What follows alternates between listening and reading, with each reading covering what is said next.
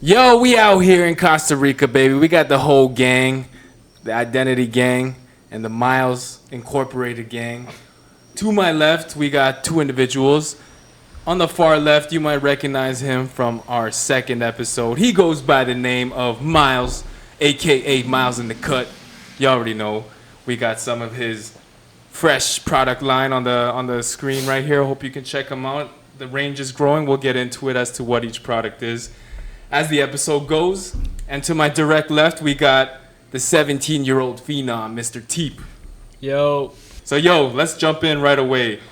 Beginning with you, Mylz, can you give us a refresher of who you are, where you come from, and a little bit of your backstory as to what got you here today?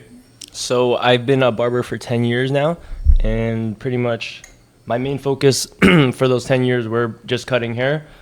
Starting in 2020, I started doing social media really seriously and built a good amount of traction.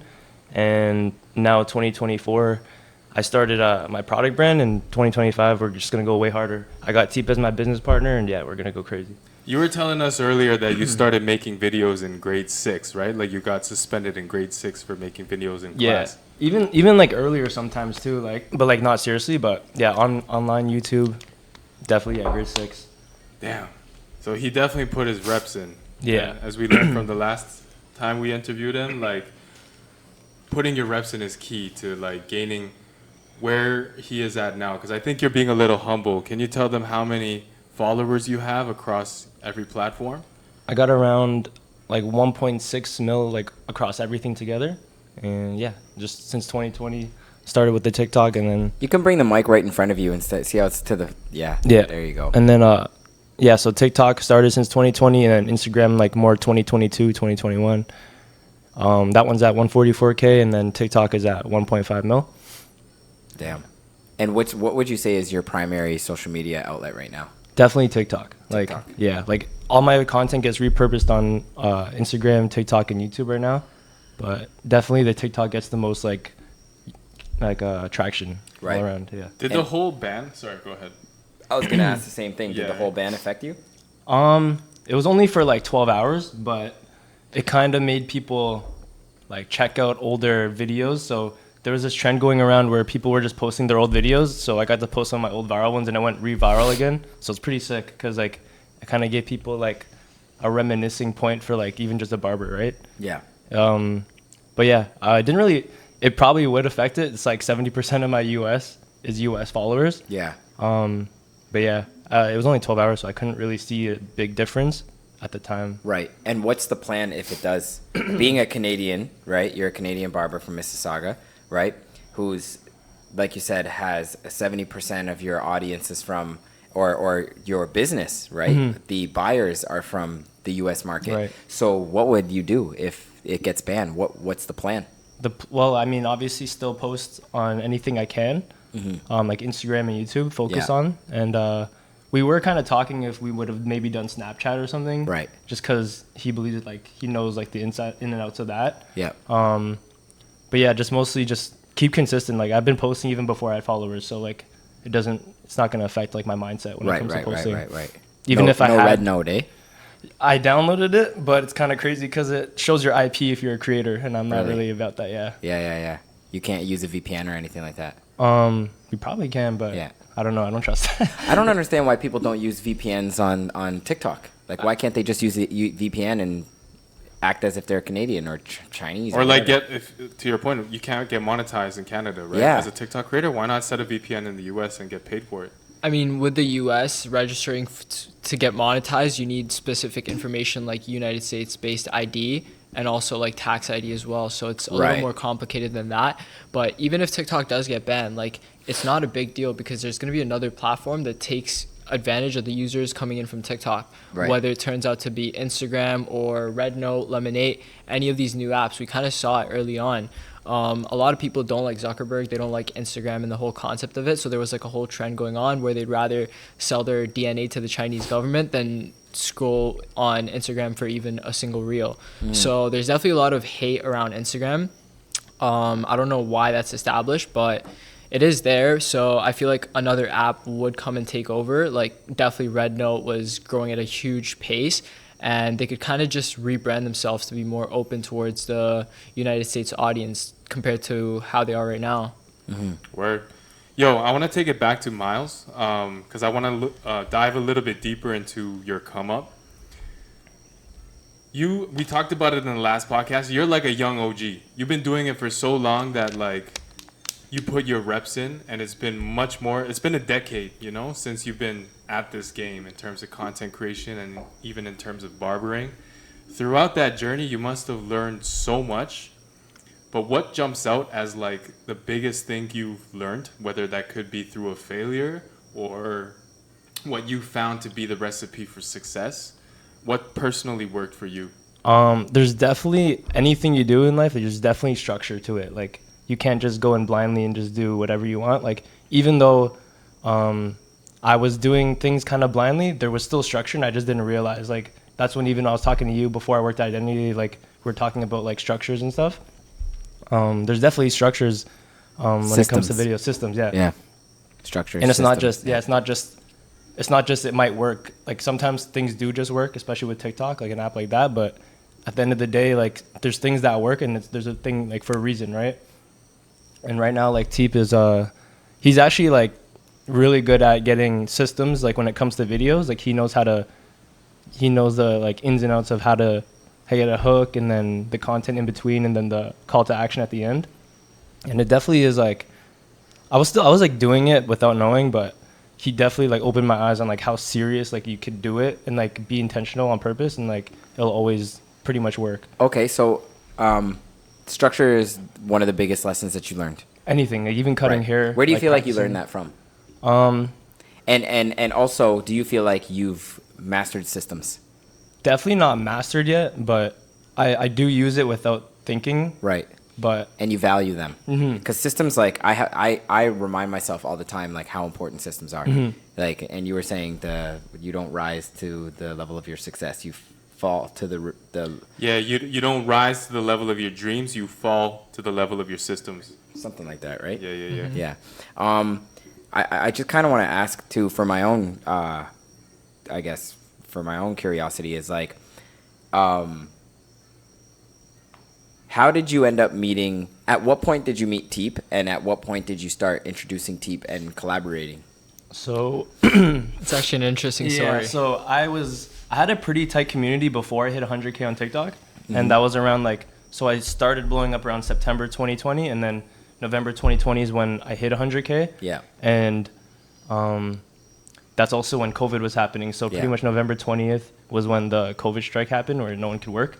And it was weird because I did have this tweet from a long, long time ago where I didn't even like mean it for this specific thing, but it was for something else. But I pretty much said September will be the will change my I forgot. September will change my life, and November will change my life forever. I remember that. Yeah. So I tweeted that out a long time ago, which was crazy because that year later on, for a whole different reason, it actually happened. I was kind of intending it I was streaming at the time, so I was pretty much intending it for me to move to LA with my boy, and I was supposed to move in September and then November, or I was supposed to visit in September and then November I was supposed to actually move in there, but that didn't end up happening, obviously. But yeah, September was my first viral video, got 3 million views, and then November I hit November 1st actually, I hit 100K. And what video was it? It's crazy. So I posted a video, but also on live with him. That was the first time I got a haircut from Mylz. Yeah. I was like 12 or 13 at the time. Yeah. No way. Yeah. 12. Wow. Yeah. And how you're 17, right? Yeah. And you're 25? Yeah. So then you are 8 years older than him. Yeah. So if you were 12 years old, you'd have been 20. Yeah. That's so, like, isn't that crazy to think? Yeah. Do you in any way at all kind of like look up to Mylz because you met him when you were 12? Oh yeah. And from 12, like, would you say that like do you feel like when you were 12 it was like like there was a bit of like a halo effect on Mylz? Oh bro, when I first came to get a haircut from him, I was straight fanboying him. Oh, I was yeah? fucking nervous as shit. He remembers that. Oh yeah? Like, yeah, I saw this guy on TikTok. I thought he was famous, and then I was just like fucking nervous when I was getting a haircut from him. Right. I have a video. I'm like, I took the video after the stream. Like, yo, you don't have to be nervous. Like, just chill, you know? That's crazy. Yeah. That's crazy. When I was 12 saying, years old, like that's so young. yeah. It's so crazy to think. Right? So the one thing I did have like was a tighter community, and in that community I was streaming a lot, and pretty much a lot of my viewers were pretty tight. We had a group chat together. That's where he was in it too. And what would you guys talk about? What? just life stuff, which is I think why the community was pretty strong when it comes to that. Like it was like, if people had questions about life stuff like girls or just school or whatever, I would Yeah. just pretty much give them my motivational And you're take just on playing that. what, Valorant at the time? No, not even. Just straight, just chatting, just talking to a camera, Really? just on live stream. Oh Yeah, shit. Okay. that's what I was doing before I even was doing barber social media, just streaming, talking to a camera. Right. Yeah. And that's so like on top of the trend for being 5 years ago, considering that some of the top influencers in the world are streamers. Kai Cenat, Aiden Ross, and like Yeah. the FaZe Clan. You name, I could name a shit ton more. You know? Yeah. Yeah. So I used to follow this guy named Vic Bucks. That's who I was actually supposed to move in with. Okay. He's like the OG of like all those dates and stuff. Yeah. And he pretty much was the person I was watching during like COVID, which is like a darker time for me. But that's when like I wanted to get to more personal, talking to people, helping people out. And then yeah, I had the group chats with him. Why was it a dark time for you? I was just going through a lot of like, I had a toxic relationship, got out of that, and Yeah. then just through other relationships after, not really dating them, but like just talking, like just friendships and stuff too. Yeah. So yeah. it was just kind of, and also I wasn't able to work, so it's kind of like, who am I at the end of the day? Yeah. Right? So it's Yeah. kind of like You were that. like idle in your home with the lockdowns and just going through some existential shit. Literally like Word. March, I actually had some like existential shit. I have a book where I have a web of my name and then everything I like, what I like doing, and then I found out the why on each thing. Like, why do I do this? Why do I do this? And then a lot of the things that I enjoyed doing or felt fulfillment in was pretty much helping people. Like that's what the why was out of all of that. And Damn, I what love would that. what would you attribute like getting to that point to? So like I feel like that we can all attribute some type of trauma to wanting to get out of that hole. I believe that's a major thing as well for everybody. I feel like Napoleon Hill, not Bonaparte, Napoleon Hill says it's 3 traumas in people's lives. Usually it's like some kind of like an illness, a life-threatening one. So whether it's death or illness, or a loss of somebody, could be a death or a relationship, and then or a job, and then I forget the third one, but it's some kind of trauma that puts us in a place that we want to get out of. But then I asked Annan how important mentorship or like education or books, something where someone has done something that you haven't, can attribute to learning how to get out of that hole. Yeah. So what would you say is, like, who would you attribute that mentorship to? Who, like, what are some people, or who are some people or things that you would attribute that to? Well, the first part when I was saying I wanted to be like more motivational and stuff was Vic Bucks, Mm-hmm. because he would pretty much, he's a streamer, and pretty much he would show his whole life where like if something was bad happening, it would be on his live stream. Right. So like it kind of made me more open on like showing more emotions online. Being vulnerable. Yeah, being vulnerable. So there's that. And at the same time, I felt similar ways. So I feel like you just kind of gravitate towards people that feel the same way, right?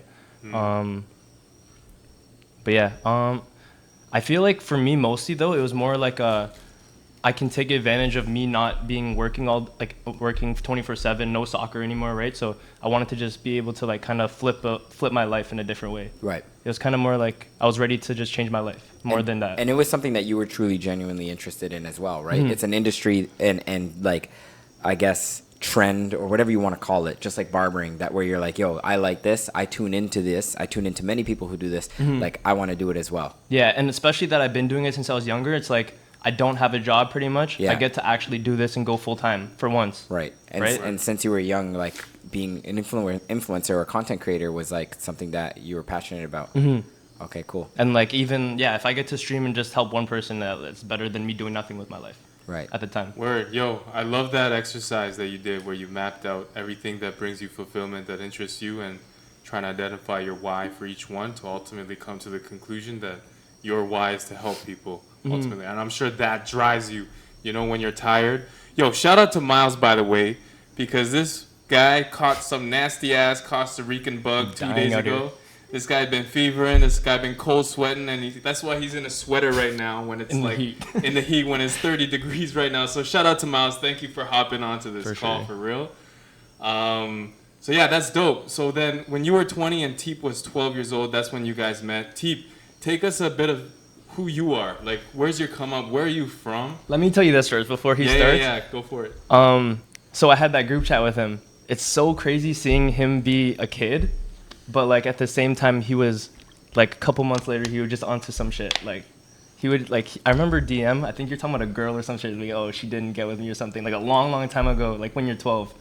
Cause like it's so funny that I see that type of message and then I don't even a year remember that. later you're just on some like grind shit. Like it was crazy. Do you to see. feel like Just that a was what switch. that was? The girl? I feel like there were a lot of things that kind of Speaking of the led me 3 to that. traumas, you know? Right. Nah, that definitely wasn't the thing though, cause like he always had. I just felt like I knew he was kind of like a different kid. Like just meeting him, obviously he was nervous, but like at the same time I kind of saw similar like the way I would be was like him. I don't know how to explain it really, but yeah, go ahead. So I'm currently 17 years old in the whole e-commerce space and also running a content agency. I started drop shipping. Actually, I started Pause making for 1 sec.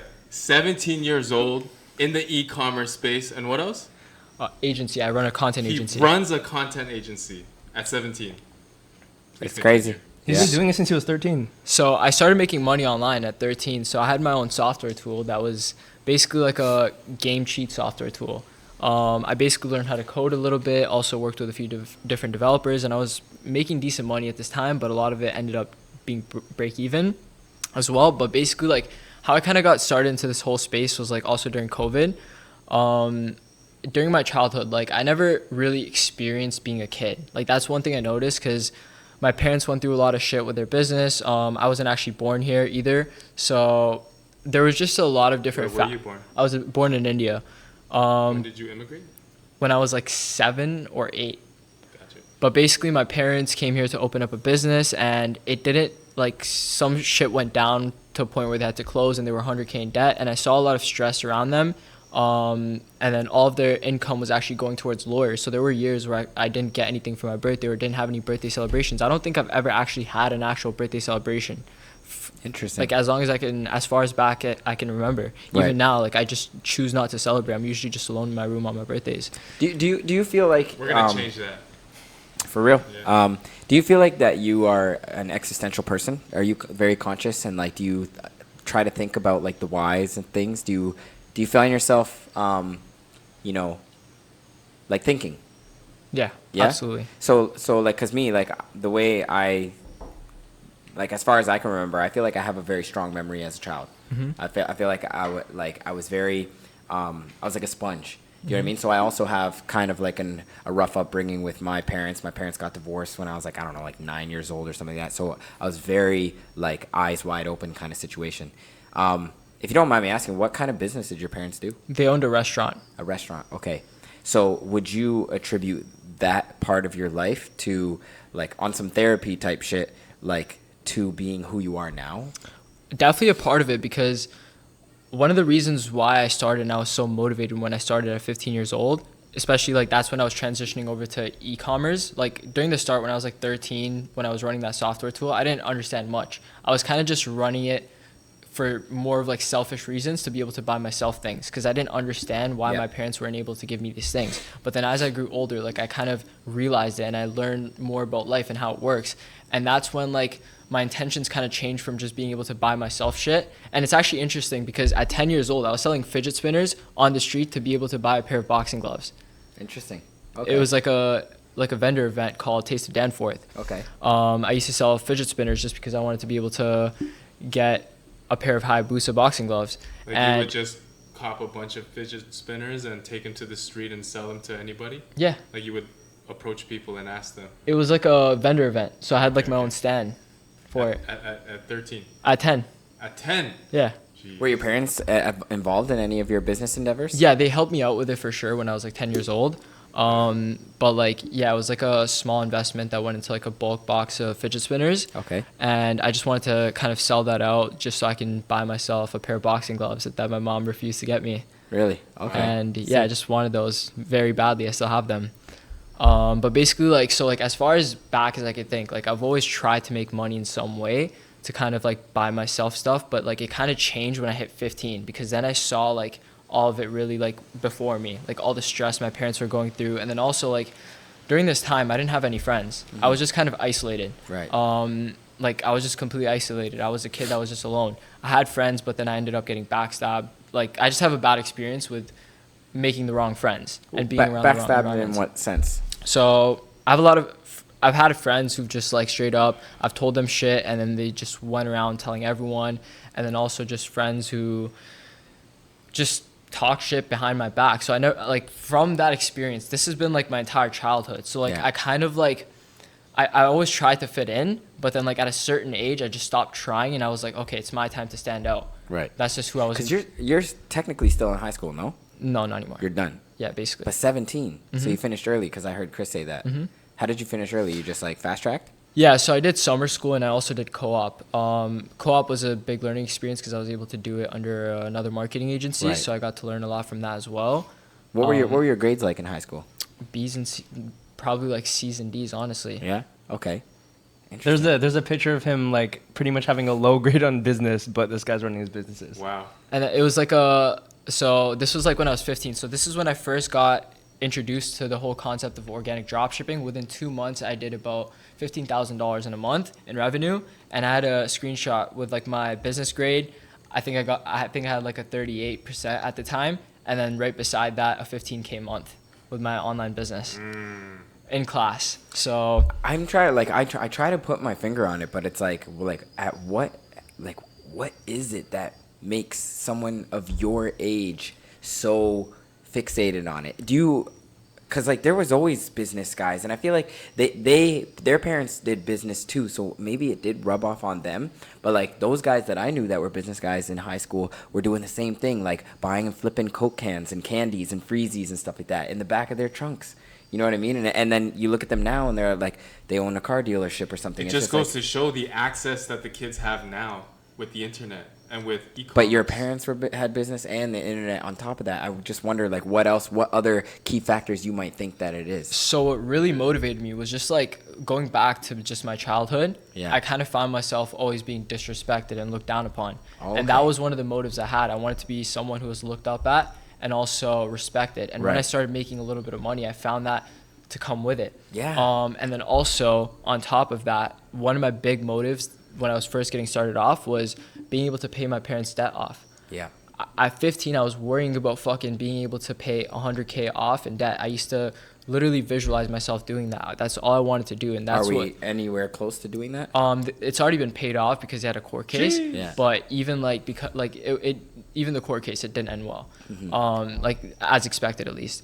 But over time, like it's been like a couple years since then, so it's been paid off by now. Yeah. But still, like at this point, like my motive is honestly just being able to take care of my family. Yeah. And also being able to experience life for what it really is and being able to Right. build something great. Because I honestly think like No mediocre shit. pain is a great motivator to kind of direct you into the right path, right? Because that's what it kind of does. When you're in pain with your current life, you're motivated to make changes, which guide you to a path that leads you to kind of escape that pain. That's course. what you're kind of Absolutely. looking for. You're looking for an escape. It's exactly But- what the Williamson and Bartlett podcast was about. They think that it's all like just like insecurities. and what Not what- just insecurities, but like pain.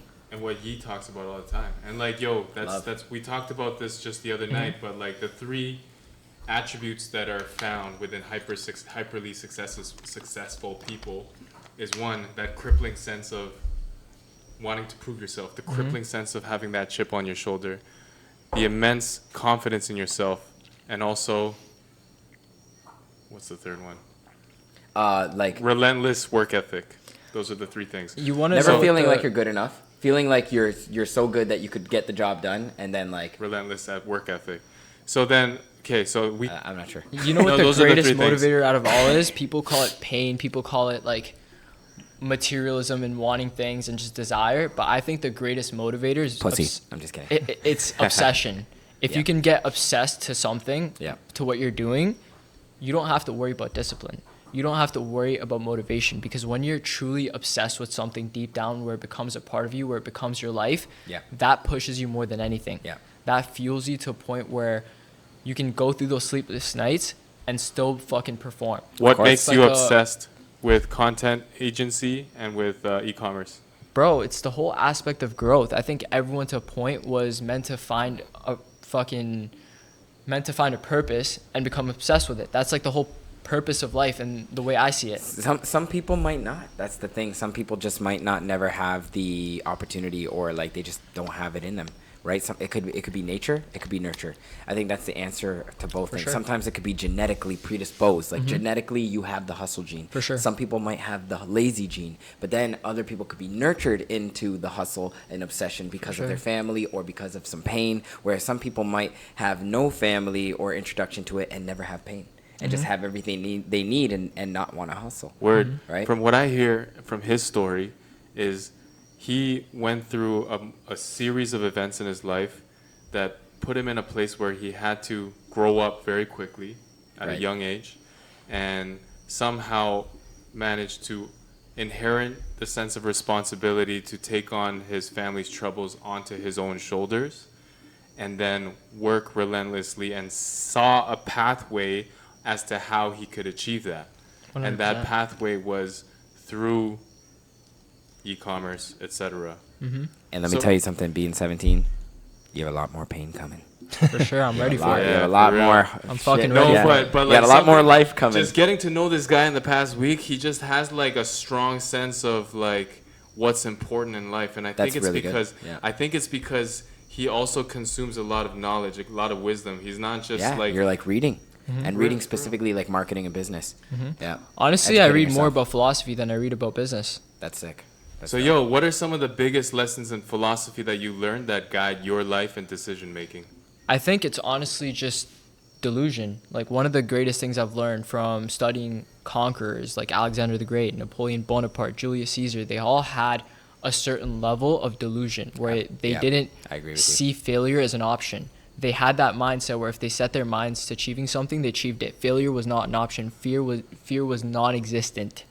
That's like the mindset that they had, and they just fucking conquered every battle every time. Yep. And that's what kind of allowed them to do that, because not only did it affect their mindsets, but it also affected their armies to being like they basically were great at persuading their soldiers into dwelling their mindset Right. with absolute belief that we're going to win this battle. Like I mentioned this story earlier, but one thing Napoleon did was he used to flip a coin before battle. If it landed on heads, they would retreat. If it landed on tails, they would charge. And almost basically every time it would land on tails.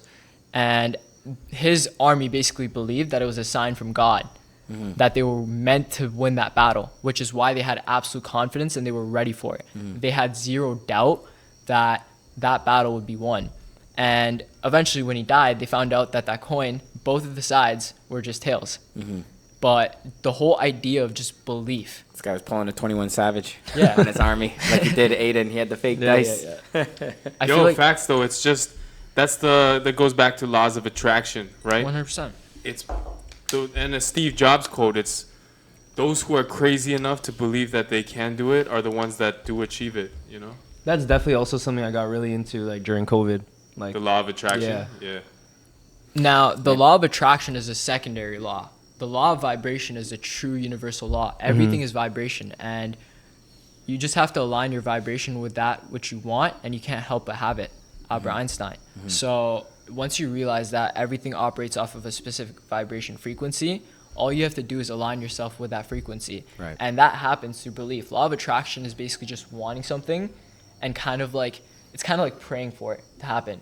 But the law of vibration is believing you already have it. And the Bible says it, that the way you're supposed to pray according to the Bible is you're supposed to thank God in a present tense like you already have it, which is like a show of belief. But are you Hindu? I'm not religious in any way. Right. But But you like to study religious texts. yeah, I'm very open-minded, Open-minded, towards yes. religion. I I believe prayer is manifestation. I believe that.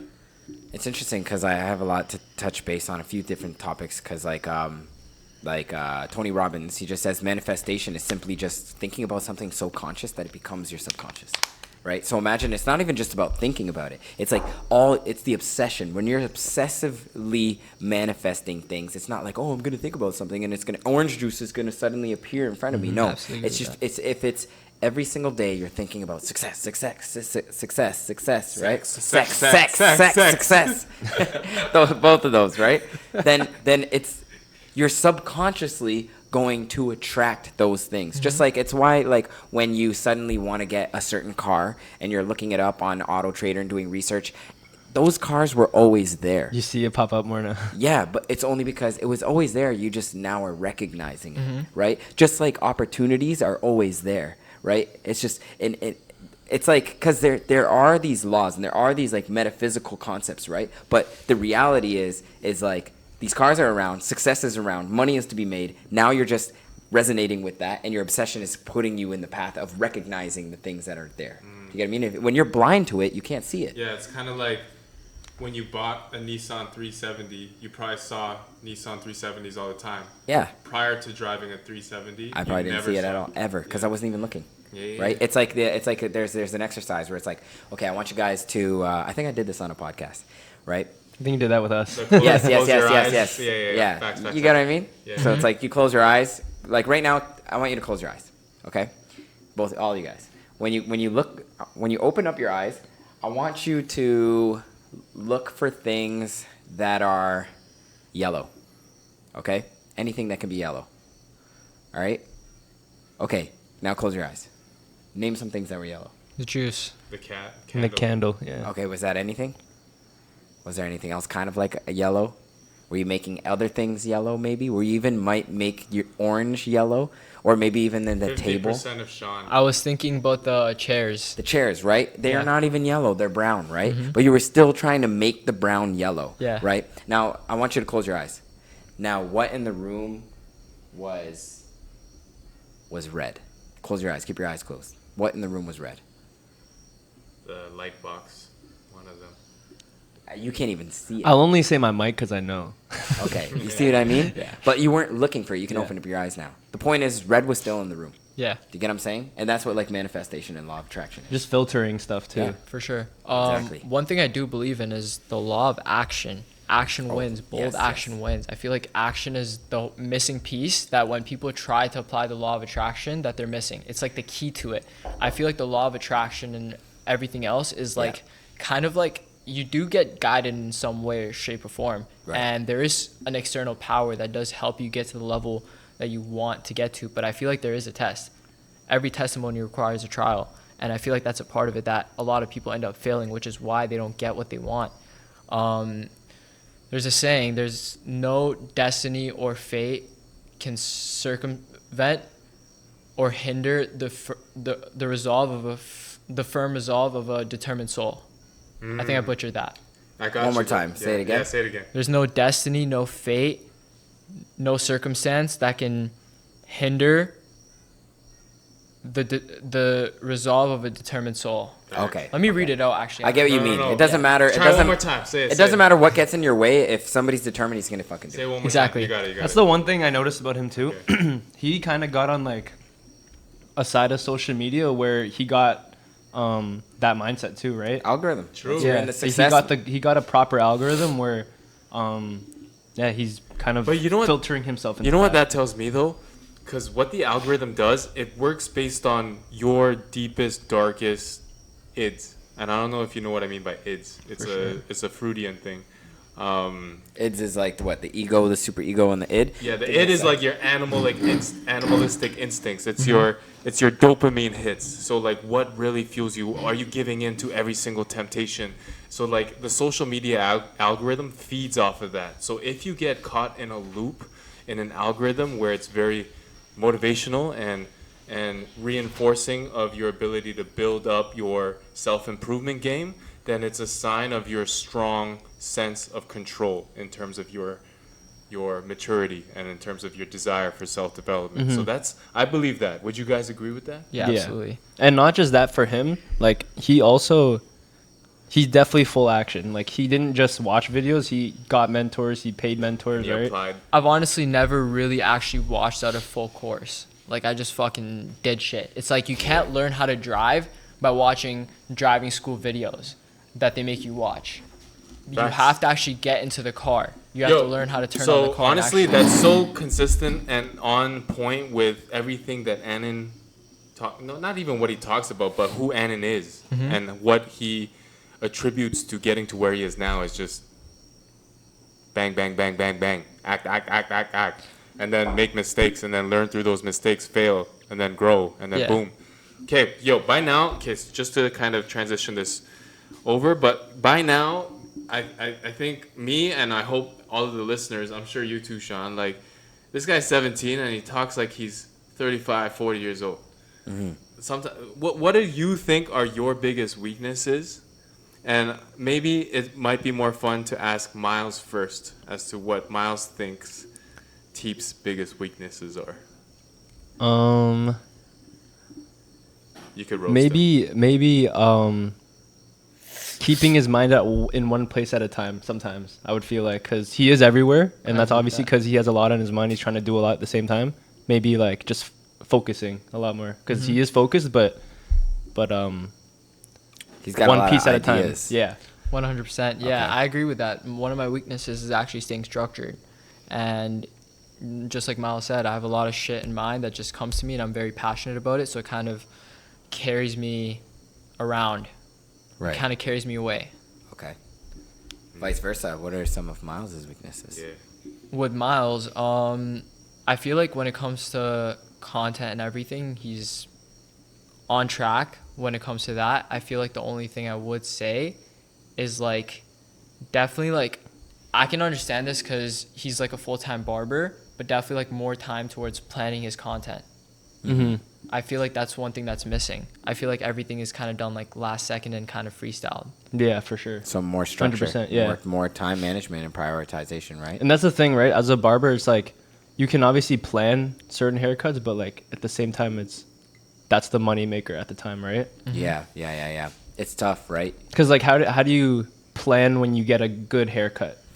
You Or like a do. good I feel client. like you do when you're someone like Thad, who's like more of a content creator, not a content creator, but an educator, and he has to plan his stuff based on models. Yeah. Do you know what I mean? But does he get? Oh yeah, that's how he makes money though, right? Doesn't make money as a barber anymore, right? Oh well, he makes money off of education. Yeah, that's what I'm saying. You know what Yeah. I think? I've known Thad for a long time too. I've known Thad longer than I've known most of you actually, and I think his genius is branding.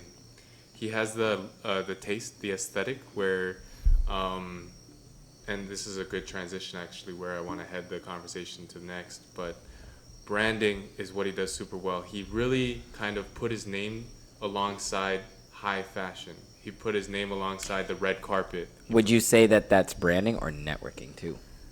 I think it's branding. For Thad's situation specifically, he has the eye, he has the way in terms of delivering the message to his audience, and even in his own fashion sense, even in his passion towards fashion. Because I don't know if you guys know, he used to have a clothing line.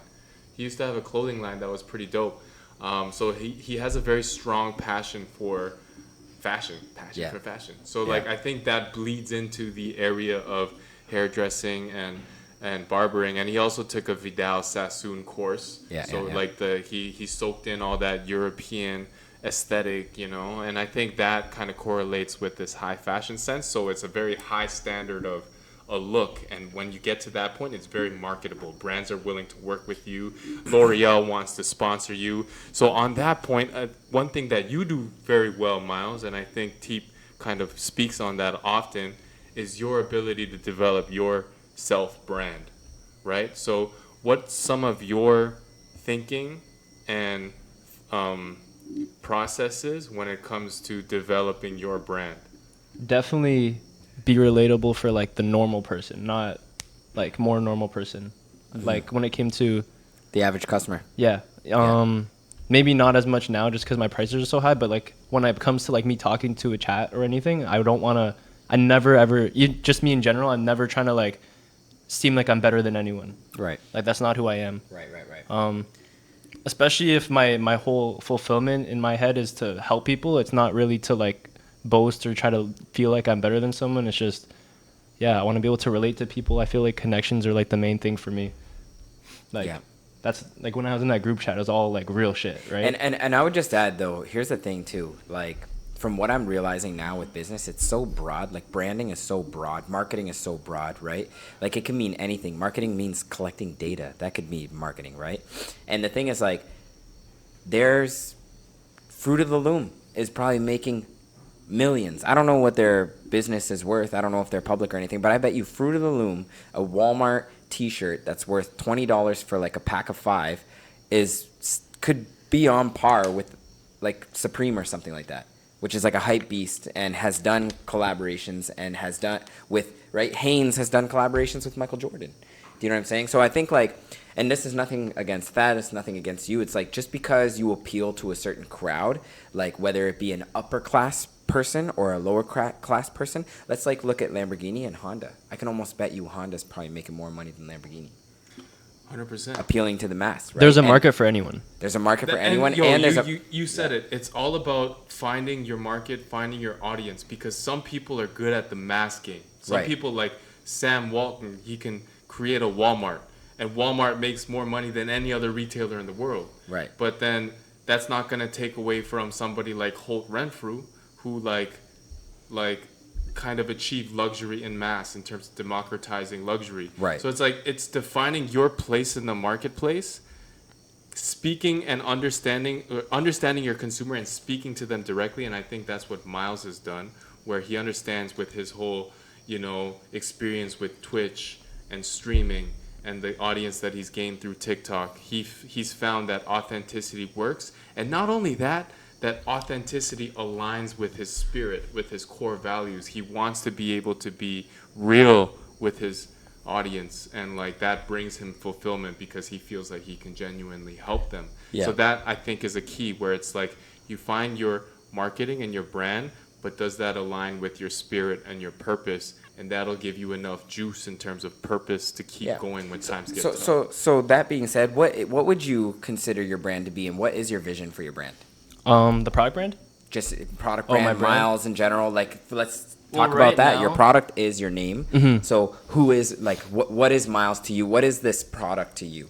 What is the brand? The products, well, when it comes to the products, I just wanted to make something that was, I've been a barber for so long, right? So I wanted a product that actually works. I've had so many people try to sponsor me and all these other brands that I've used, and I did have that wave in 2020 where I made the textured fringe popular. Yeah. And you've seen it yourself, right? Like just the kind of shift in the styling when it comes to those messy hairstyles, right?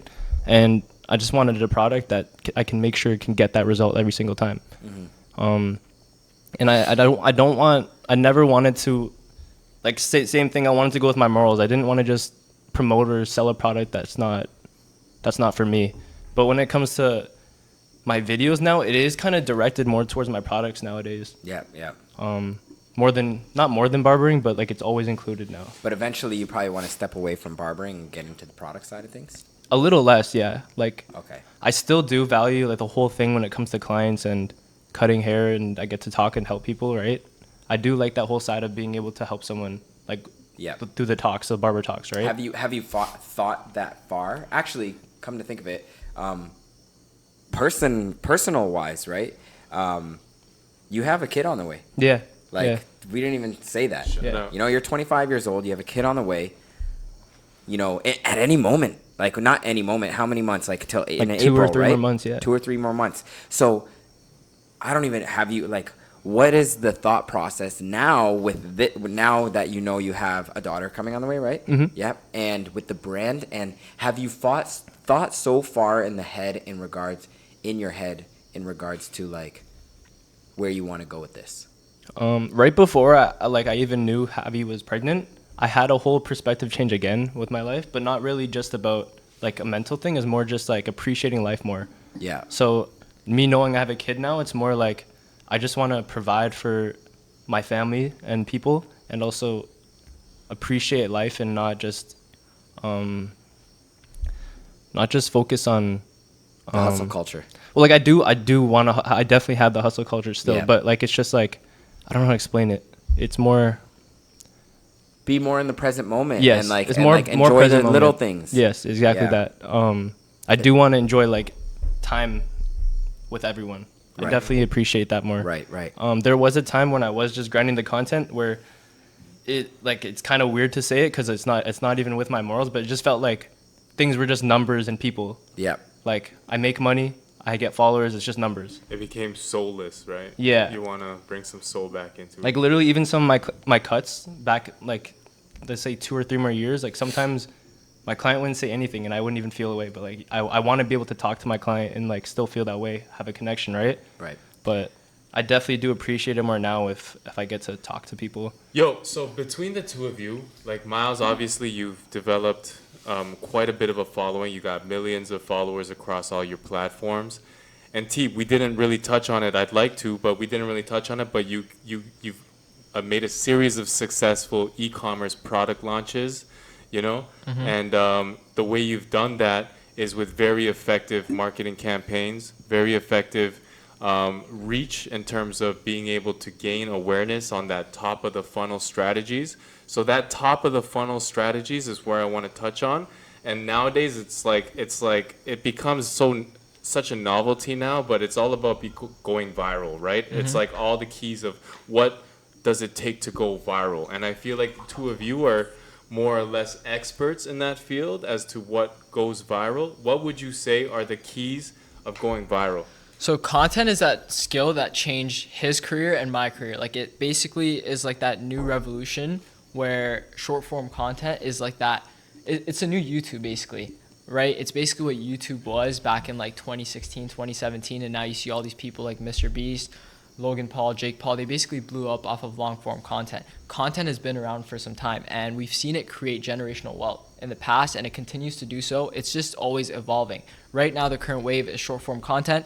And that's basically what Mylz used to monetize his career as a barber. And that's something I use to monetize my brands that I basically have an idea and I bring to life. And I'm able to do that just through content. And basically the number one thing behind content is a lot of people don't realize it's just science. It's an art. Yeah. And a lot of people leave it up to luck, which is why they end up failing. And even when they do end up succeeding, just based off of luck. They only got lucky. So you're a big believer in success leaves clues. Don't reinvent the wheel and just like do what's already working. Absolutely, like, bro. Also too, right? When it comes to that luck thing, right? So even if it's luck, there's a reason it still went viral. Right. Like, and which is what happened to me too. Like, I didn't really copy trends as a barber. I kind of created some of them, right? When it comes to haircuts or style of videos. But it's the sequence of how you release them. Exactly. And it's like, I might have posted a video that blew up and then a video that did bad. And I'm like, why did this one do bad compared to this? Yeah. Which is where the systems come in, right? So it's all about finding the winning piece in the puzzle.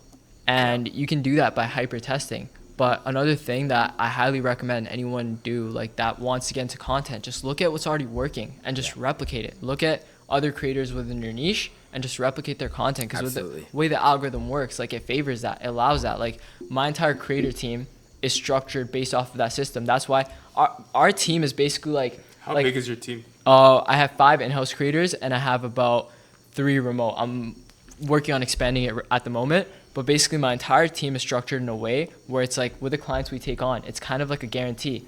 We'll go viral for your brand within 30 days or you don't have to make the second payment.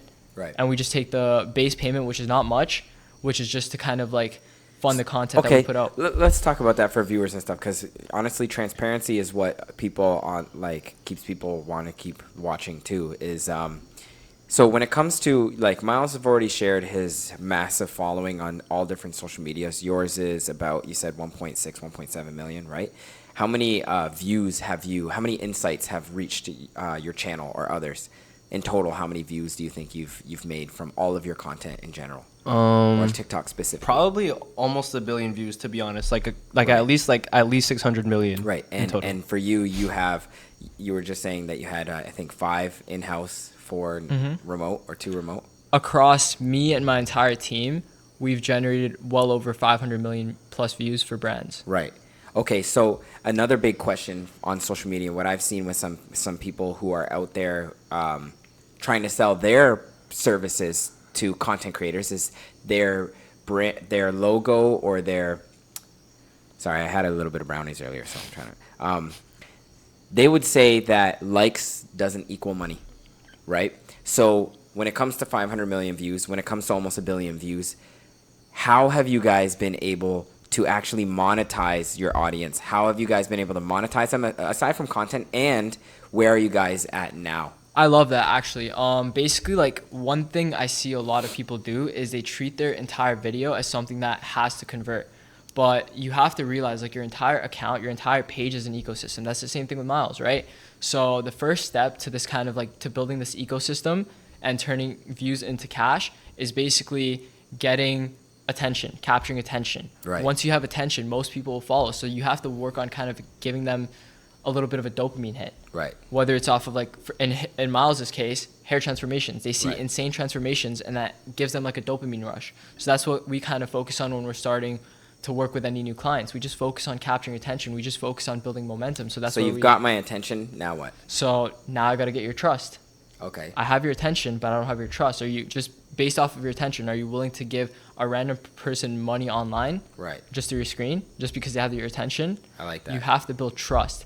Trust. Now, the very key to building trust is by providing your audience with value.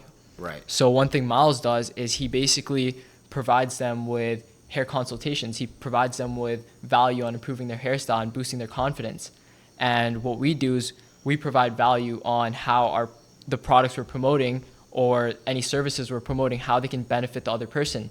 Right. And just in general, like not even just the products. Results. Yeah, results. Like Which just- is trust as well too. Exactly. Right? So especially when you have testimonials, it's kind of like a before. Sorry, I keep interrupting you. You're good. But like the before and after of like a gym, like a personal trainer, right? If I don't, first of all, if I'm not fit myself, it might be hard to believe, right? But if I have hundreds of clients and you go on my story and it's just like before and after, but then you see the transformations are crazy drastic, like fat guy to like fucking. I think that's the shredded. third part. Right. So I'm gonna get to that in a second, but the second part is building trust. So that's basically like a fitness influencer providing his audience with value, like basically workout tips and stuff like that, exercises that they can follow, and Right. basically solving problems that they might have. But the testimonials would be trust, no? That would be the third part. So the testimonials are trust, but that's more conversion based. Because for fitness influencers, like their testimonials are what really convert for them. That's like their entire funnel, Right. for the most part. So the third part is now conversion. So this is something that's focused on your product or service, and that's what fitness influencers focus on. They use their before and after transformations to basically take money off of other people, because that's like a showcase of their service and what they've been able to do. Okay. And now you're getting to that point where you can take money off of people through their attention. So it's kind of like a ladder. It's kind of like an entire ecosystem that you have to build out. So you have to capture attention. Once you have attention, basically that means like going viral or getting views, and you can do that very easily by replicating trends or other videos that are already viral. The second step is building trust. Another thing you could do is just reply to comments. Right. You have a lot of comments, and not a lot of people leverage their comment section. Right. Just engage with your community, because once you engage with the people commenting on your videos, you basically show them like, this guy actually cares. This guy cares about what I have to say. And once you start engaging with your community will start engaging with you, and that's where you start forming almost like a cult-like following. Right. And now you're just off of that, you're basically building their trust, because you're communicating with them. You could almost say that, like, not to, when somebody says, like, yo, fire video, you could almost say, instead of saying thanks or, like, a liking it, you could probably be like, yo, you wouldn't do something like this. You like, maybe even extend the conversation more, no? Or Yeah, that definitely is a metric that allows actually, you to go viral. That's the point. That's why I had my fourth finger up, because you went through 3 stages. And first of all, I'm tripping out because you're 17 and you're reiterating concepts that I learned in business school Yeah. and learned in real life marketing work with a company like L'Oreal. Literally, you named the 4 processes of any sort of marketing campaign, which is awareness, consideration / building trust, conversion, how to convert that trust into sales, and then do you know what the 4th one is? You didn't mention it yet, but he kind of touched and asked the right question as to what the 4th is. I would either guess recurring and lifetime value or controversy. It's controversy is interesting, but I'll first get to two, controversy. But the it's first two, fulfillment, no? no, the first 2 kind of capture it in terms of the umbrella. Like the way textbooks call it is advocacy, which is the idea of retention, which is the idea of sending that email 3 months after their purchase. When Yeah. it's, you know what I mean? Right. It's to, like gain, Like get sales them back. guy remembering on Christmas to purchase them like a Exactly. gift Yeah. basket. Exactly. That's the Yeah. 4th step, getting them back into the purchase cycle. But I wouldn't really consider that as a part of the content, because that's more of like the back end systems that go towards like the rest of the ecosystem with your brand or product or service. then you said controversy. How does that tie in? Controversy wouldn't be like a part of the 3-step stage, but controversy is a great way to fill that first gap, attention. Awareness. Controversy works, bro. It's like secret to going viral. And a lot of people take it too far by really like fucking with their audience and their like fan base. But at the same time, like if you play it right, if you keep it minimal, like even spelling errors, people will comment thinking they're smart, and that will boost your engagement, which will show the platform that people are interested in your video. Yeah, and I've seen you're those ones. getting Or engagement. like surprise shock ones, like a folder that says like something really sus. Even shit in the background, bro. Yeah. Like someone falling in the background. Did Right. anyone see that guy who fell? Right. So that's like the first step. Hacking the algorithm, because engagement hacks the algorithm and stuff like that too. Yeah. Yeah. Attention is key. Like once you can capture that attention, even if it's in a slightly negative way, you don't want to push it too negative, but Right. even if it's slightly in a negative way, you can turn that attention around. Okay. Okay. Aside from like if we're back on the whole numbers aspect, right? And like in terms of value, before we can give the audience some type of value or some type of message, a personal question, and feel free to answer it on your own behalf. But okay, so from barbering alone, what would you say was or is your average income from barbering alone? I think now is like 200K. I think. 200K a year. Yeah, Damn, I think from now, barbering. right? Yeah. From barbering alone. Because I think you said it one time in the shop. I'm like, fuck.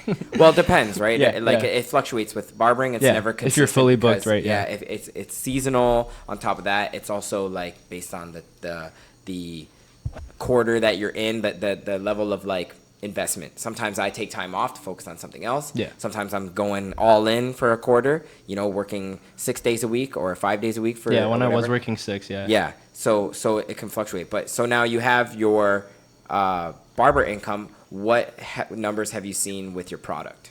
Way better. Way better. Way wow. better, yeah. In revenue, would you Yeah. say? Because you've only released your product since when? 2024?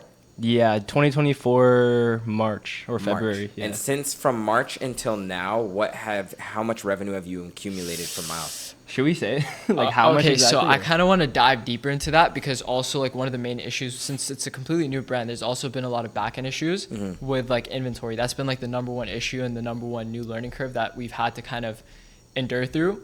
Really Right. just like mastering the art of inventory Well, management. for one, didn't somebody fucking steal your name and like license his name under your Yeah. shit with your logo with and my stuff? name, bro. Fuck That's them. the same fucking shit. The Yeah, same. I saw. He Yeah. showed me. Yeah. On Amazon, some Chinese guy I mean- who apparently lives in Scarborough. I'm not too concerned with them because It's me. we're going I to have a keep, second house in Scarborough. they're not going to be anywhere near our level. Oh, of course, yeah, They're not even going to pick up on like 1% of our revenue. for sure. That's a fact. Yeah. So Can you share what that revenue is? It's been a year. I'll you could give say you the quarter four. Just say the so quarter four for him. Because like Q4 I would say before that, kind of. I'll pull up the Of numbers here. I'll 2024, pull up right? the numbers here. Yeah. Because I'll show you Turkey Q4. 5, right? Turkey Yeah. 5. But also because before that, it kind of was like a side thing more than me focusing. Like the first time you guys like interviewed me or did the podcast with me, it was more like a side thing Yeah. where I wasn't really trying to focus on it. It was just like, it's okay, cool. I could sell sea salt spray. Right. I only had sea salt spray. I didn't have any clay. I didn't have anything else, right? So Q4 we kind of got fucked over because we ended up running out of inventory. But otherwise, I opportunity think we would have been able to scale the entire revenue we did in Q4 just within a single month. But I'm about to pull it up. We Right here. pretty much sold out an inventory in a week, which we didn't want to. We obviously is a good thing we did, but if we knew that we could have sold more, What You made wanted you more. what made you capable of doing that in Q4 versus 3, 2, and 1? Turkey 5. definitely the structure. Like, Also, you didn't have me as a partner. that's what I'm saying. So like that's what I'm saying. Structure. He definitely fixed up the back end. Right. Literally fixed the website, fixed everything about it. Gave me like reason, like way to make content. Right. So are you his client as part of his content agency? Nah. We'll You get to guys that are in a partners. second. I Yeah. think we should save So that. you guys are partners, not client Yeah. agency relationship. Mhm. Yeah. So in Q4, we ended up just in a matter of like 3 months. I'm waiting for it to load. This is how much we ended up generating. We can have the zoom in later, but Let's take this a is look. Q4. You don't want to say it out loud? I could say it out loud. Yeah, you can. So you That's guys, revenue. basically did $200,000 total sales. USD. It was mostly 220K in 3 months. so That's it USD, was right? mostly it's USD. It was mostly in the Yeah. month Fucked. of, for the most part, if we kind of like calculate it correctly, because Yeah. half of the quarter, actually 75% of the quarter, we were sold out, And then when we did have inventory, we ended up selling it out in a week. So if I go down to, let's say we restocked on October like 30th, right? Yeah. So let's say we go down Or to 27th. Okay. So Does actually, this show gross profit and net profit? Well, net profit, no, but does it show net profit? Do you have your COGS built into this? not into this. Okay. Oh, actually, That's wait. cool. I That's- kind of fucked up. So I want to show you guys the actual. I don't think I showed the actual numbers for Q4 actually. So we ended up doing $218,000 in revenue. in Q4. Yeah. So He's like, my bad, just $1,000 My bad. less. My bad. That's USD. 218. Yeah. USD. our in sales, and like how much of that is profit? around like 60%, 70%. With Yo, ads too. Skincare, hair care products, the margins are pretty good. And then Margins are with that pretty good. profit, do you guys reinvest all of it? We reinvested every single bit of it into inventory. Now we have inventory that is on its way. Portion of it has already arrived to the warehouse. That's Right. worth around $1 million in revenue. So, yo, it's on its way. If you want, the best sea salt spray in the game, the best clay in the game. What else you got? Show Texture off your powder. product. Texture powder. You already And- know. I'm blown away. And Yeah, so, that's what honestly, that's what the craziest the- part is. It's just like Damn. I hope I don't get to the part where it's just numbers again, because like when I did the calculations of how many units we have and I seen that, I'm just looking at my girl, I'm like, what the fuck? You gotta hire a CFO. So if you're making 60% profit off of $1 million in revenue, you guys would be taking home $600,000. we're not taking home anything. They're anytime soon. reinvesting that. Yeah, everything's Right. being reinvested. I want to. Well, do you guys plan Well, yo, to? Do you guys 60 plan to pay you guys 60% selves out? Do you 60% is guys just pay gross yourselves out profit. now? 60% not is just anytime gross soon. profit though, because that's just against COGS, right? But Right, they right, have right, other, right, other right. shit. Okay, so yeah, No, that's like, cogs and ads for the most part. That's like basically all of the investments. 60%. Oh, so that's everything. Almost, yeah, basically. It's gonna drop lower just expenses because we're gonna and be, cost of goods. yeah. Okay, interesting. So another thing is like most of our revenue was actually generated in a single month. We ended up generating in November around What made that month? What was Turkey it about 5. that month? more Turkey 5? structures, more systems. Turkey 5 is Black Friday, fucking like the e-commerce. Yes, was hype. it? Yeah. So during Black Friday, Cyber Monday, just within 4 days, we ended up doing 50K. Because you guys did a discount. Well, not even just that. It was just a matter of the Traffic. structures that Ads, were ads, behind it. ads, So ads. And it it's wasn't traffic. even. It was no longer about just Mylz's personal brand fueling everything, because at that That's point, all it was. the brand was doing about 30 to 40K a month, right? That's all there was. But I implemented systems where we had like tens of affiliates, multiple influencers That was that with have like Fabian and stuff. And Yeah. all that. Yeah, Oh, yeah. multiple influencers that have followers established on monthly retainers, and even my own in-house team involved as well. And basically what we did was, I call this the content pool. So I built a structure out with organic content and structured in a way where we can take all that content and test it on ads. And then once we have multiple winning campaigns, just fucking hard scale. During Black Friday, Cyber Monday, I didn't sleep for basically 4 days straight. I was fucking up, caffeinated, drinking like 10 coffees a day, just staring at my screen at fucking numbers to make sure all the ad campaigns are profitable, because I was also surf scaling. So basically how that works is basically like every hour, based on how the ads are performing, I would double the budget. And that's something that requires complete attention, because with the way these algorithms works, or with the way these platforms work, they could fucking rinse your entire budget and leave you with zero profit just within like 10 minutes. Or not 10 minutes, like an hour. They can rinse you pretty quick. What do you mean platforms? Like what? Like Amazon TikTok ads. FBA? Like Oh, okay. TikTok ads. Oh shit. So it's like you have to be very careful, Right. because that could happen. And If you don't like put a halt on it. yeah, and you have to just kind of keep your eye on the numbers to make sure everything's profitable. Because a lot of the campaigns throughout the day, they'll be profitable, and then a random hour, they'll just fucking drop. Like the performance, when you up the budgets too much, it usually drops sometimes. Right. So you just have to monitor everything, and that's what I was doing. Basically just like glued to my screen, making sure everything is going smoothly and all the spend is going profitable. Okay, so now you have Mylz has that going on, Mm-hmm. right? And have you paid yourself any dividend at all? I have now, yeah. Right? Yeah. Now you're started to. Just Is it- because, yeah, not much, but like, yeah. You don't No, need to no, just explain because like why, now, you know? now I'm like I moved and stuff, Yeah, right? yeah, like yeah, yeah. I'm not just Right. So Rent-free now. so imagine you're pulling around 200K more or less, maybe if you're slowing down on the barbering, it's a little bit less than 200K, but you have this product out. How much are you paying yourself out from dividends? Or are you doing like a salary thing where it's like a monthly amount? It will be a salary around Right. like a percentage. Like Right. we have one that we're gonna structure. Like, do you have the numbers for that? So if we're only going to be paying ourselves out if we reach a minimum of 100K a month. Right. And basically the structures behind that are like a certain percentage. And which that's would be, profit or revenue? just I mean revenue in general. Right. Because Because normally it's the same. yeah, Yeah. there's a set percentage that's basically reserved for ad spend, for inventory for the next month, Right. and also other expenses. And at the end of it, we're reserving like 10 to 15% potentially to be paid out as owner's equity. So 10% being 10K of 100K. So then you guys would split the 10K. And put Yeah, it would be yourself out 5K. all the numbers are basically in USD, so it'd be about like 7 to 10K. Damn. So, like, I want to try to bring this to a wrap because we are running out of time here. Yeah. Unfortunately, I hate to be the guy I want to say actually that. talk about Yeah. before we end this off. I want to talk about how me and Mylz actually like how the whole partnership started because there's a very interesting story on that. So Mylz, I think you should start this off with basically like the issue you had with your previous partners, and then I'll kind of start off with like I was gonna bring that up too, right? It's value driven, right? Yeah. We got to link up back in Canada. For sure, we have to do. Yeah, we got to do another Like one. a full one, yeah. Yeah. For sure. Because like we got people that are waiting for us. They're probably about to go to bed. If Tommy's crashed on the couch right now, Yeah, we got to bro. go out. This is our last night. Yeah. Yeah. Well, second last night actually, technically. It is the second last night, but Last it's a weekend Saturday night. night. Last Saturday Yeah, night. yeah. I want you guys to know how dedicated we are right now. It's a Saturday night. We're out here in Costa We're on Rica. vacation. It's 11:18. We're trying to go out right now, but we're trying to get this content out to you. So just know that we're dedicated right now. But anyway, back to you. I just want to start off with like no disrespect to anyone that like that's No, gonna be in obviously this. Yeah.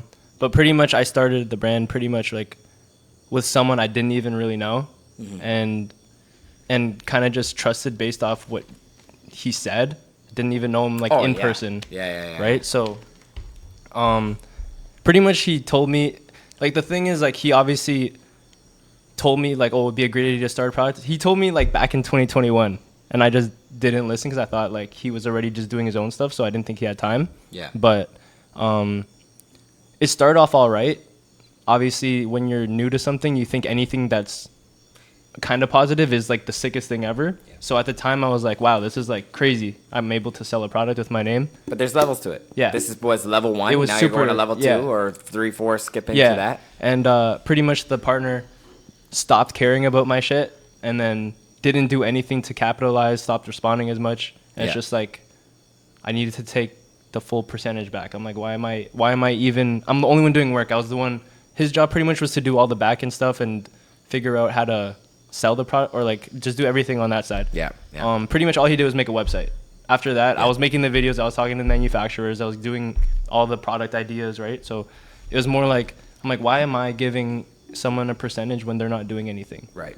That's And- exactly that's when I because I had spoken to one of your partners, right? Mm-hmm. He's a homie, and we just understood. Mm-hmm. It's like, yo, like if you don't provide any value, like you can't hold that against anybody or anything like that. Mm-hmm. And it's kind of why I knew I was gonna get bought out too, right? Because I'm just like, yo, I don't provide any value. I Yeah. really don't. The only value I did provide at the time, and probably him and Tommy as well. My bad if I threw that out. Yeah, it's fine. But yeah, it's just initial upfront investment, which you may have not needed. You needed the skills, and I think at that time, for my situation, it was like Tanya was getting married. You know, I don't know. I think he had just rented a place. He had Yeah. to pay for last 3 months At the rent. time, yeah. Yeah. So All like that at the at time, once. like I had the capital. So for me, it was just like a great investment, and like, hey, even if I'm not in, the sky's the limit for them. Like it was a huge ROI on my initial sure. investment, massive ROI on my investment. So I can't hate. And I honestly like. I wish I could. I would love to be able to provide value. I would love to. I want to start my own. I might fucking hit you up. We're gonna be in contact, and I'm gonna work with you or something because I do want to create this content shit. Today price not the same as tomorrow price. So now I want to kind of talk about how I got involved. Oh yeah, Yes, so let's so hear it. basically, I was going through all of it, and pretty much, he was always checking on me throughout all of it, obviously, because he Yeah. knows I was starting the business. He was checking on me like through all of it, and around the time when I was dealing with all this stuff, trying to pretty much find out how to get out of the situation, I was talking to him, asking him advice on stuff he's heard from his mentors or just in general his businesses, right? He gave me some advice on how to deal with the situation. And finally, by the time I finally was able to like fully claim it, he hit me up. And now let me add on from here this Yeah, part, go ahead, right? go ahead. Basically, at this time, I already had businesses that were generating like multiple 5 figures a month profit, and basically at Multiple 5 figures Like a tens, month profit. 20,000. yeah. At 17. Right. Yeah, so I already had businesses that were generating me a lot of money, but I saw potential within the business and I knew I could provide value. So this is where I took the risk, and this was the offer I made to Mylz that for Q4, the next 3 months, I want to be treated as somewhat of a partner and given some sort of like control. And this is a trial period, so nothing is officially legal or anything like that, and you don't have to worry about buying me out or anything like that. I will take the risk into being able to apply my skill sets towards this brand and being able to provide as much as value as I can. And at the end of it, if you see my value was somewhat useful and I can make an impact on the brand's growth, I want a percentage to be based on that for me as a partnership. And I basically took that risk by basically dedicating the next 3 months completely towards the brand. I cut out my other businesses and I just knew like I could do it. It was more of like a test for myself that I put myself through. And that's what like the next 3 months looked like. And it was just a complete risk, because if I wasn't able to provide any value and if I wasn't able to do what I thought I could do, then I was left with nothing. How long have you guys been partners for? Like since October. Yeah, October. Because literally, so It's been 4 months. In So you October- proved yourself, and now boom. in Yeah. October, he hit me up one of the nights and it was like, "Oh, how you doing on your own, right?" And just checking on me, and he's like telling me all these things I need to be doing if I want to capitalize for Q4. Yeah. And I'm just like, Clueless. I'm looking at my phone I'm like, I don't have time for any of this. Like, Yeah. I actually can't do any of this physically, Yeah, right? yeah. And then that's when pretty much I'd be like, "Oh, like, would you be down to do it and I pay you?" And then he's like, "No, like, I don't want to, like, it's not, I want to be able to, like, actually help you properly and not." I only Right. invest myself into long-term things. I don't bother with short-term businesses or short-term capital. That's just something I'm completely against, because I've had multiple bad experiences with just chasing short-term cash or like a quick bag. It never works out. Right. Interesting. Damn, bro. There's so much more to pick your mind apart, man. For real. So Yeah. yo, let's wrap it up though, for real. Cause we gotta do a part 2. It's Okay, coming. we'll do a part 2. But like, if you did have a message for any viewers at home, Yes. Mylz first and Teep. I would just say, just keep pushing. Whatever you're doing, just keep pushing. It's not always up. Like, you're gonna experience some downfall a bit, but just learn from it and keep going. Okay, besides that one, because I feel like that one gets used a lot. Yeah. Not Well, just like, from you. I'm only I'll- saying that because I went through that. Okay, absolutely. Yeah. I feel like and You I said that last time too. Did I Yes, actually? yes. Yo, I just feel like like feel the like only that's the how- only reason why I would say, if like, try to put less soul and more like game. Do you know what I mean? Like we're putting game onto audience members, because you see that when people win championships. Yeah, You yeah, just yeah. gotta believe in yourself, never give up, and you can make it. And it is true. Yeah, it is yeah, true. yeah. But like, if you had one other message other than that, what would it be? Definitely, if you're planning on working with someone, you gotta know who you're working with and their intentions. And intention is the main thing, to be honest. Right. Like, if you're trying to go for something long term, business is not a quick thing. It's like a marriage. Like, you gotta be able to trust that person, and yeah, if you aim for long term. Okay. I would say spend time developing yourself. Spend a specific like block of your time in. day Yeah. just focusing on developing new skill sets. Right. Because that's what really allows you to become valuable. At the end of the day, you're your own golden key to whatever your dreams are, to whatever your aspirations are. So spend time developing the skill sets that are going to be required to get you to that level. Damn. And also become a valuable individual as a whole. And that might require a lot of sacrifices, and that might not be easy, but in the end, it works. There's it's so worth it. much nuances to both of those messages, because you could just expand on both of those as straight up as it is. Like, we got to do number 2. Jeez, yeah, for real. That's what I was just gonna say. Like, we're wrapping this up way too prematurely. I could feel the energy. I could just feel the amount of wisdom and knowledge that is here. But it's just like, we gave you a little snippet of it. Yeah. This is like, Tune in next time. Facts. Where does that fit on the 4 fucking? For real. It's like a sprinkle of crack. For real, Just to this get is them this is addicted. not just business school textbook shit. This is real life, real current, like 21st century, 2025 shit. This motherfucker is 17 years old, making multiple 5 figures per month net Now net it's 6. profit. Now it's 6. Yeah, soon to Yo, be. so humble yourself, tune in, learn from soon to these be- guys. Soon to be 7. You already know. 100%. All right, All right. I'm closing it.